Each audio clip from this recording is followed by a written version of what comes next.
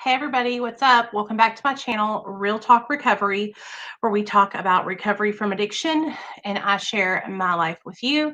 My name is Nicole and I am a person in recovery. My sobriety date is July 13th of 2015.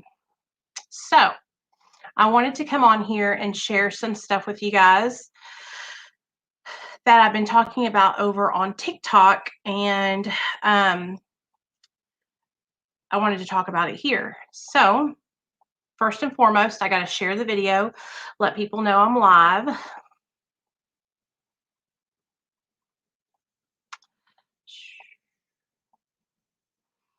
Okay. Hey, Brian. All right. So I want to talk about a relapse versus a lapse. I might not see, or I might not get on your comments if you say anything. It's not because I'm ignoring you. It's just because I want to say what I want to say and not get distracted. Do you feel me? So let me see. Why is this not showing my live? There we go. There we go. Hold on, guys. There we go. Hey, guys. Hey, everybody. Come on in. Because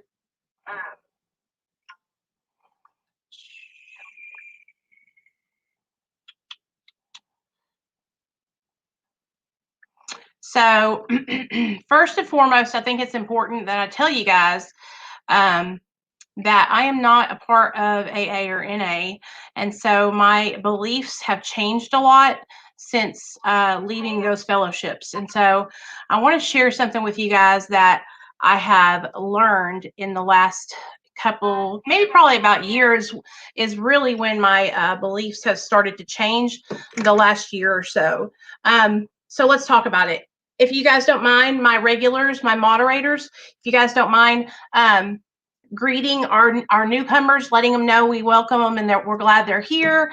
If you guys don't mind dropping the links to the Facebook group, the Patreon, all that good stuff, so people can get to those if they want to join them. And I'm going to start talking. Okay. In fact, let me tell people over here. All right. Hey guys, I'm live over on YouTube at Real Talk Recovery with Nicole, and we're talking about relapses versus lapses. Come join us.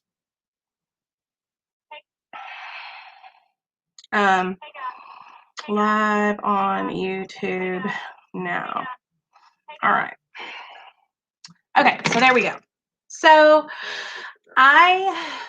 okay, so first it's important to tell you guys that when I first got sober, the way I got sober, the recovery program that I worked when I first got sober was the 12 Steps of Alcoholics Anonymous. I had a sponsor through the 12 Steps of Alcoholics Anonymous. I've had about 4 or 5 sponsors through the 12 Steps of Alcoholics Anonymous. And I worked the steps all the way through 3 times. Okay. And so I fully believe that the steps help you to learn how to live your life sober. I truly believe that they teach you a new way to live, and I think they're amazing. And I think anyone could benefit from the 12 steps of Alcoholics Anonymous.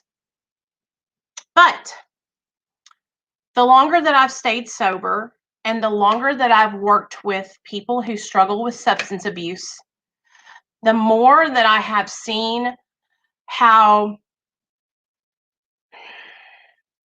the programs can be taken out of context and cause a lot of shame for some people. And it's a real rigid, small-minded way of thinking. Not that people that are in these fellowships are small-minded, but I feel like it's not. I have a more open mind when it comes to recovery from addiction. Okay. I am a person who supports harm reduction. I'm a person who supports medication management. I'm a person who supports, people finding a program that works for them. And I don't believe that every person is going to find their fit and their place in a 12-step program.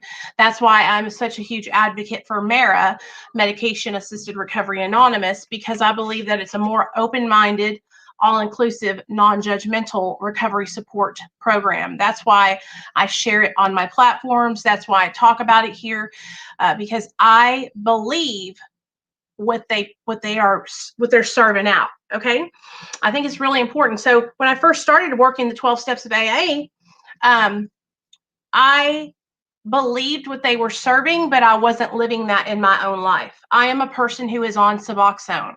I have been using Suboxone for 5 years. It saved my life. Okay.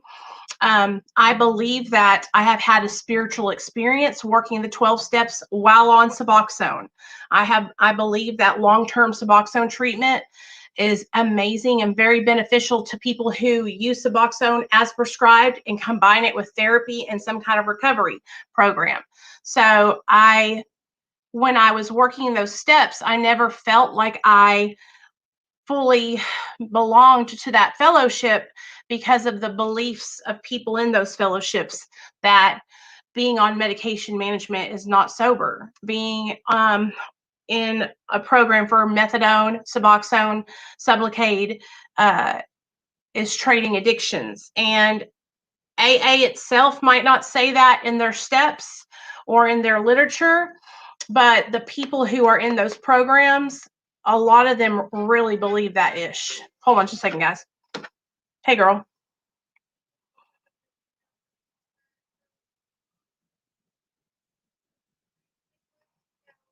Uh-huh. Oh, okay, good. Good, good, good. Because his day off is tomorrow, huh? Okay, good job, girl. Good job. Not not right now. No, I'm waiting on a young man I just talked to earlier. He's at work though, so that'll probably take me about a day to get him to fill out his forms. Okay? You okay? I'll keep you updated. Call me if you need me, okay? All right, bye, girl. Okay, sorry about that. So while I was working that program, I never felt like it was my program, like it was a place that accepted me or a place that I belonged. So I started sharing about being on Suboxone and how it changed my life and how much better I feel now that I've been able to stay sober and help others. And the more I was sharing about being on Suboxone, the more my mind was opening to different pathways of recovery. The only way that I was ever taught to get sober was through the 12 steps. Every treatment center that I've ever been to taught the 12 steps. Every place I've ever been to that has anything to do with recovery was always a 12-step AA, NA based treatment or program. And so that's all I had access to. Well, when I started my journey here on the internet with you guys, I started having access to more different programs. And I started getting to try them out, like Smart Recovery, Refuge Recovery, Celebrate Recovery, Mara. And that's when I found Mara. Now, let me tell you guys about relapse. I don't even like using the term relapse anymore because it really is a term that is taught in an abstinence-based treatment model. And I am trying to turn a corner and share my experience and talk about recovery and addiction in a more just a different way that's not so stigmatizing and shaming. Okay. And I want you guys to hear me out, okay? Because I am very, very serious about my recovery and I'm very, very serious about helping others. And no, I do not make excuses for anything. I'm not going to make excuses for if I was to relapse or anybody. But I believe that these programs have taught us to be ashamed. They have taught us that when we pick back up and when we go out, that it's a bad thing and that we have failed. And that is not what recovery is about. Recovery is not about achieving or failing. Okay. Recovery is not linear. It's an up and down, up and down, up and down process. And the longer that I stay sober, the more I see how this old way of thinking and talking is causing harm to people who are trying to get sober and stay sober. And I don't want to be a part of that. You know what I mean? I don't want to be a part uh, of shame and guilt and embarrassment, and I feel like I have to start being a little bit more open-minded and understanding. So that's why I want to talk about relapse versus a lapse. So I was going through some videos of Dr. B's, and I had saw a comment that he made 11 months ago, and I want to read it to you guys because, well, when I read the comment, I was like, that's it. That's exactly what it is. Okay, so here we go. Okay, so Dr. B says, Dr. Bizzle, Dr. B said, not all relapses are relapses. One of those things the industry and a lot of well-meaning 12-step traditions have imposed on recovery. An episode of use can lead to a relapse, an extended run. Over time, all of it should be less frequent and shorter in duration with long-term remission. All this with the right professional help. So, a lapse, hey Beth, a lapse picking up one time and going right back to your recovery, if not addressed and talked about, and if you're not honest and you're like hiding it from everybody and you pick up once and then you come right back into recovery, right? That lapse will become more frequent and you'll be lapsing every week, whatever, then that will lead you to a relapse, which is an extended period of use, which is you out there using for a week, 2 months, 6 months, a year, 3 years, however long you decide to stay out in the throes of your addiction, right? And so when I read that, I was like, I agree with that. I agree that there's a lapse and then there's a relapse. Now, they're both picking back up. So don't get it twisted. I'm not saying, oh, it's okay to lapse every now and then. That is not what I'm saying. But what I'm saying though is there is a distinct difference. Okay? And I can give you guys some examples. So we all know that my husband had been struggling for a little bit with his sobriety. Hey, Andrea. And if I am completely transparent and honest with you guys, for about a year, my husband was lapsing one day and then getting back on track. And each lapse, I was trying to address the issue and fix the problem, but he wasn't doing anything to fix those problems. He wasn't addressing the fact that he kept picking back up, right? And so those lapses kept building on each other and they started getting closer together and more frequent until eventually they led to the ultimate relapse. Okay. And so that is what I am saying. And so I want you guys to open your minds and see that maybe you're somebody who is in recovery and you have been picking up and hiding it, picking up, maybe taking some pills behind everybody's back, behind your own back, right? Breaking your sobriety and sneaking some pills. But then you feel bad about it. And the next day you don't take any. And then you stay sober for 2, 3 weeks, 4 weeks, but then you take another pill and you don't think anybody knows. Well, the only person that you're fooling, the only person that you're hurting is yourself. Because every time you take that drug into your body, you're giving your brain permission. And you're giving your brain that pleasure that it's trying to seek. And so each time you give it permission, it's just going to keep getting bigger and bigger and bigger and bigger until it snowballs and you're completely out of control. You see what I'm saying? And so I think that if you're in recovery and you find yourself lapsing and you're not talking about it and being honest and telling on your addiction, snitching on your addiction, y'all already know. Hey, Dan. I'm not on every day, but I still go on at least twice a week.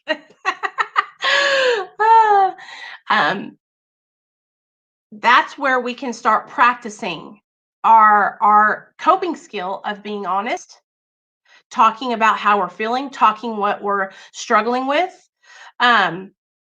I think it's really important to identify that we're struggling. That's why we picked up. No matter what, you're still picking up, and there's a problem. There's a problem. If we are reaching for drugs and alcohol to cope, then there's something going on inside of us that we need to address. And without addressing it, we are on a downward spiral to relapse, to full-blown relapse. I had a lapse recently. It sucks. I was 101 days, now 23. That's okay, Dan. And so this is the thing also. So Dan says he was 101 days sober. Now he's 23 days sober. It's okay. Like, I don't want you guys to be looking at it as you lost 101 days and now you're only 23 days sober. I want you to look at it as I had 101 days. I lapsed. I looked at my lapse. I learned from it. I talked about it. I got support. I snitched on my addiction. And now I'm back in my recovery, and I'm working towards a new 101 days. But those 101 days that you were sober for, you didn't lose the experience in the recovery.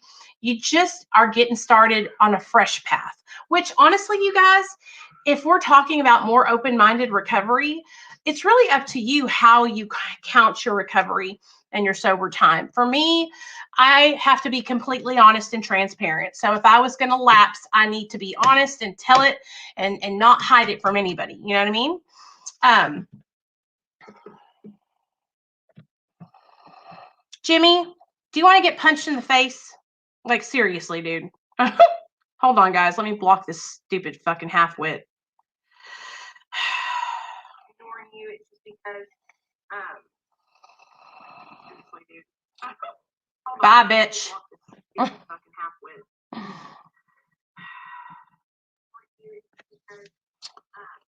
Anyway, so no, you're fine. I will be on Friday. If you don't have a great support system, I think it's much harder. I think everybody should have sponsors or a big support system so they can't relapse. They'll thank their system later. Yeah. So nobody can keep us from relapsing, though. Even if we have an amazing support system, even if we have a sponsor, even if we're going to meetings, even if we're going to church, I want you guys to understand that. Like, I have known people who have been going to meetings for all their lives, ever since they got sober, and they went back out. It has nobody can keep us from doing that. It has everything to do with what's going on inside in here. Okay. If I'm in a bad place, okay, if I'm struggling in my mind and my spirit, then that is going to be something that could have me reaching to pick up again. And so the way we stay away from lapses and relapses is through communication, is through fellowship, is through working on ourselves in therapy, writing in your journal, talking to others about how you're feeling. I can tell you guys this. I have had many chances where I could have relapsed, many. But the thing that has held me on, and the reason why I've stayed sober through all these opportunities, through all these hard times, is because I talk about it. It's because I tell on myself. I don't keep any secrets. I will not hide it, because when I keep those little white secrets, that's when I start toying with the idea of thinking, hey, maybe it's not that big of a deal. Maybe nobody will notice. Maybe I'll be able to relax and feel good. Maybe I'll lose some weight, right? These are all thoughts that go into my head that can take me and lead me to a lapse or a relapse. What I want you guys to see is if you have a lapse and you pick up once, that is a warning. That is a literal fucking alarm system going off. Dee-doo, dee-doo, dee-doo, dee-doo, dee-doo. I'm struggling. I need help. Somebody call 911. SOS.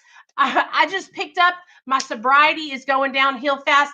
Somebody help me. Do you know what I'm saying? Don't be ashamed. Don't be embarrassed. Don't think about, oh, I just lost all my time. Think about, this is a warning sign. I've gotten right back on track, but I need to talk about this. I need to let other people know that I lapsed, so that way they can hold me accountable and help me stay accountable. You know, I'm sure the loneliness of COVID has sparked relapse. Have you been hearing that people are struggling more? Yes, yes.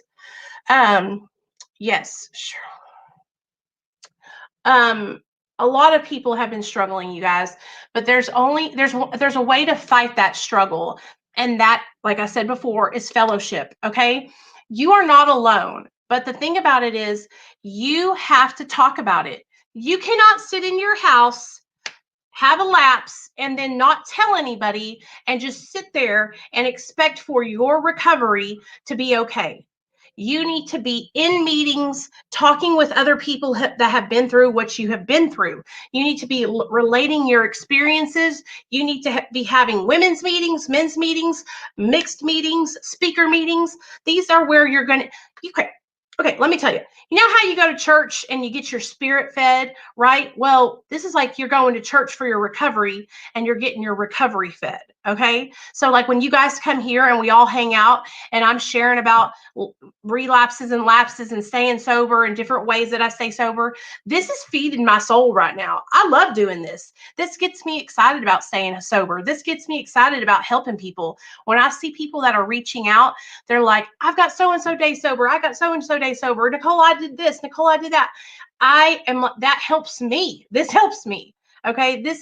I'm not just doing this because I'm like, oh, this is so much fun. I'm doing this because it helps me. Okay. I might not be in the Mara meetings with you guys, but I'm telling you right now, I'm over here doing my thing and it helps me. What I do helps me, you know. I love being of service and I love hearing other people's stories. And I have been watching some old speaker tapes, you guys, from back in the day on YouTube. There's all kinds of like NAAA speaker tapes, and I like to put those in. I'm a real big podcast person. So if you guys like podcasts, I have some amazing podcast recommendations for recovery if you like to listen to that kind of stuff. Also, the meetings that we do on Sunday for Codependent No More. I love that shit. I am getting so into that book and it's helping me so much. It's feeding my soul. But I can't do anything if I'm not putting in the work. I have to take action. So I can sit around and I can think about how I want to stay sober. I can sit around and think about how I want to change my life. I can sit around and think about how I just relapsed and I can't get back into my sobriety. But if I'm not doing anything about it, if I'm not talking about it, if I'm not asking for help, then nothing's going to happen. I'm just going to sit there and think about it and think about it and think about it and think about it. The reason why I want you guys to know that there's a difference between lapse and relapse is because I want to take the shame out of it. I don't even like saying the word relapse anymore. You know, I think I should say went back to a state of using or something. I don't know. I just don't want you guys to feel shame, because that's what keeps us from getting sober. That's what keeps us from asking for help. Okay. Do you love podcasts, Andrea? Let me get some links for you guys then, because so do I.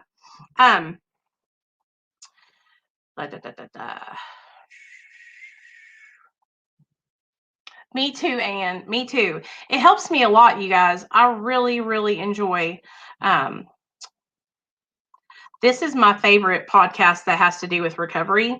And the reason why I love this podcast so much is because she is super open-minded, like I am. And it's called The Addictionary. She has a YouTube channel too, you guys. Let me get it. I've been on her channel a couple times, and she's so sweet. Her name is Megan Kinney, and her and her dad are the hosts. They host it together, and they're so funny. Okay, there is their podcast.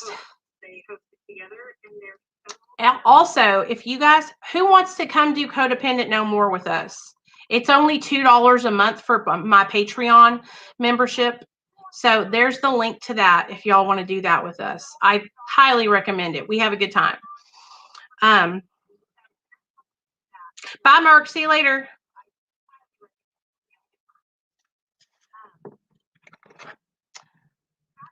Hey, Jen. I just decided to come on because we were talking about relapses versus lapses on TikTok. Hey, hi, Steppa. I love the old speaker meetings too, you guys. That's one thing that gets me so excited about my recovery is when I hear other people share their personal experiences. Bam, bam, bam. I was just watching this girl on TikTok and she was sharing about how she went to federal prison. Um, and what had happened was she was a model and she had to stay really skinny as a model. And back in the 90s, I don't know if you guys remember this, but back in the 90s, you could get diet pills like and they had ephedrine in them back in the days. So when you took them, they actually made you lose weight. They're not like the bullshit diet pills that are out now, but they are also highly addictive. Okay.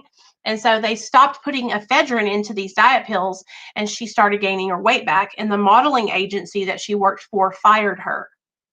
And so then she started using cocaine. And then it escalated to methamphetamine. And then eventually she went to federal prison for methamphetamine manufacturing, for selling meth.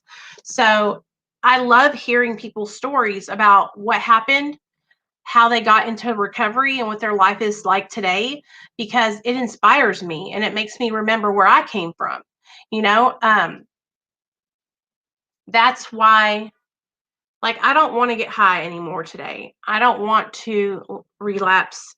I don't want to pick back up, but I don't any ever want anyone who has to feel like they can't come and talk to me about it. And that's what I think is really important. I'm trying to keep a road of communication open between the viewer, you, and me. Because if I put myself up here and I think I'm untouchable because I haven't relapsed, right? Then how are you going to be able to relate to me and feel comfortable sharing with me if you do relapse? And so that's why I want you guys to know, like, if you pick back up, I'm not going to judge you. I'm not going to make you feel bad. I'm going to encourage you to get back on track. And if I see something in your behavior that I think might be contributing to the reason why you are struggling and relapsing, then I'll tell you about it. But for the most part, I'm just going to be there to push you to move forward, okay? To keep trying to stay sober and do the next right thing, okay? Um, Okay, Heath, I just got your message. Friday night, 7 p.m. Central Standard Time. I'll throw a link in the chat for you and you can come up here with me, okay? I remember those. I couldn't imagine modeling in the 80s and 90s. Seemed like a dark time for supermodels.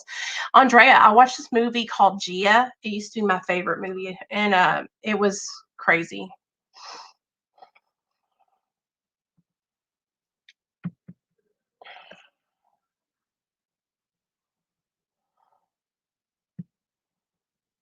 Yes, Geisha, what's up? Welcome to the channel. Hey, Dana. Hey, Nicole, I'm trying to get into a long-term rehab in Nashville. I've been waiting to hear back from them. That's awesome. I'm so proud of you. If you don't hear anything, if you want to message me, Dana, I have a resource for a really amazing long-term treatment in Florida, and it's free.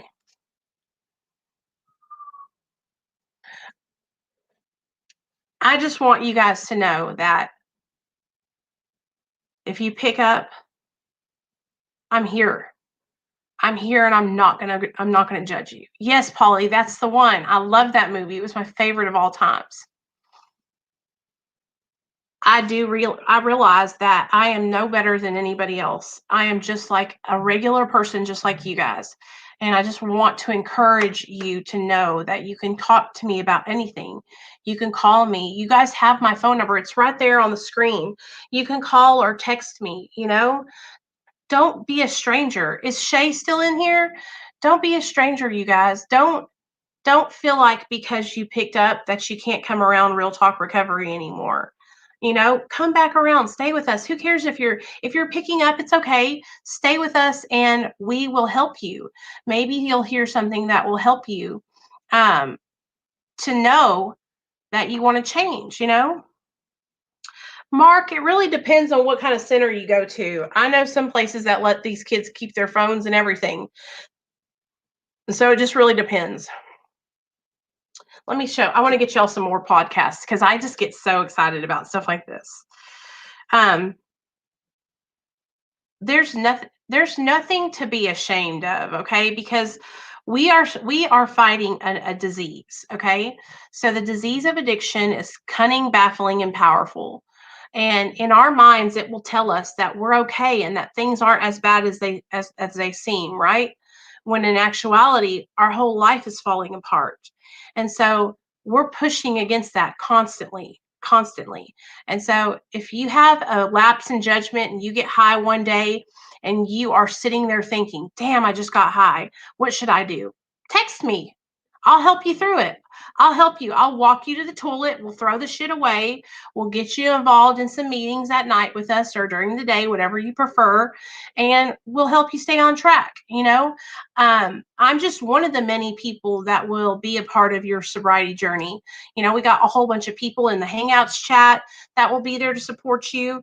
And it really is just as you can be as active as you guys want to be. Okay. Whatever you put into the activities that you're doing is what you're going to get out of it. So if you come into the Real Talk Recovery family and you get super involved and you start coming to all the meetings and hanging out with everybody who's in there in the meetings and everybody who's in the chats, then you're going to get a lot out of it. Okay. There's the link to the chat where Merck links all of the Mara meetings. And so what I'm going to do is I'm going to end this video because there's a Mara meeting right now. And if you guys want to come to it, I'll get the link for that too. We can all go to the Mara meeting together. So here we go. Copy text. I'm going to put the Mara meeting link in the chat right now. Okay. And so if any of you guys want to come, here is the Mara Zoom meeting link. So come on with it. Don't be a stranger. Join the damn meeting. Don't make me come after you. I'm going into the meeting right now.